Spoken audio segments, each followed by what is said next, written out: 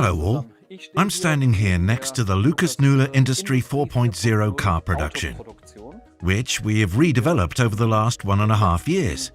There are new stations in it, new features, with a smart product being produced here. And as I said before, car production. And then of course, you know immediately what the product is. We are producing a car here.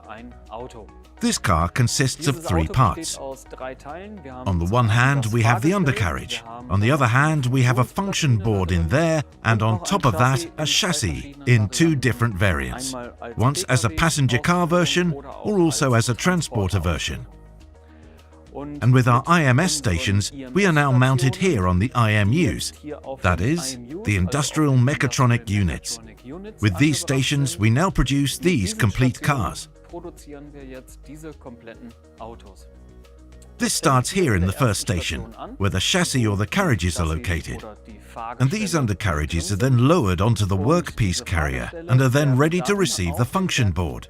Here in this station, the function board is now mounted from the robot arm into the carriage. Now this is an optional extension, the way you can implement it if you want to. Alternatively, what we offer as standard, it is so that the function board is already included in the chassis. Optionally, as in the case here, the robot arm then takes the function board out of the loading cradle. We scan the ID tag of the function board via an RFID read-write head, and the robot then inserts the board into the chassis, and the function board is then activated and then communicates with the ERP system via the Wi-Fi. Here in this station, the car is then completed. That is, the body is mounted on the chassis, and here you have these 2 options that I mentioned at the beginning.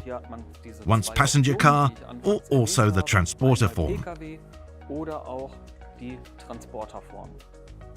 Here in the painting station, now the complete car arrives, and we have previously placed an order in the web store how the color of the car should be. Here, of course, is now not properly painted with color, but via the Wi-Fi, the information from the ERP system to the function board is now passed on. On the function board, there are 4 RGB LEDs as they light up in the corresponding color, as it was ordered. Furthermore, there is a small microcontroller in this station, and this microcontroller can also be freely programmed. That means we are no longer purely in this PLC world, but we can also take the microcontroller programming as a learning content with it, if you want it. By default, of course, everything is already pre-programmed, but if you want, you can also add the microcontroller programming with it.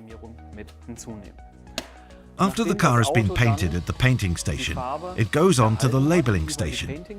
And in the labeling station, the car gets an individual QR code. And this individual QR code is placed on the car, and via this QR code, you can access the corresponding product page, which is created as soon as the product is ordered.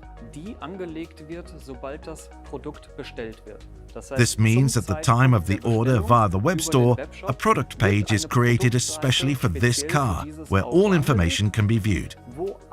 That means all information about the current production status, how long the production took, which colors were used, and so on and so forth. Furthermore, I also get to see a 3D object on this product page, and this 3D object I can then even display as an AR variant, so in augmented reality, in space.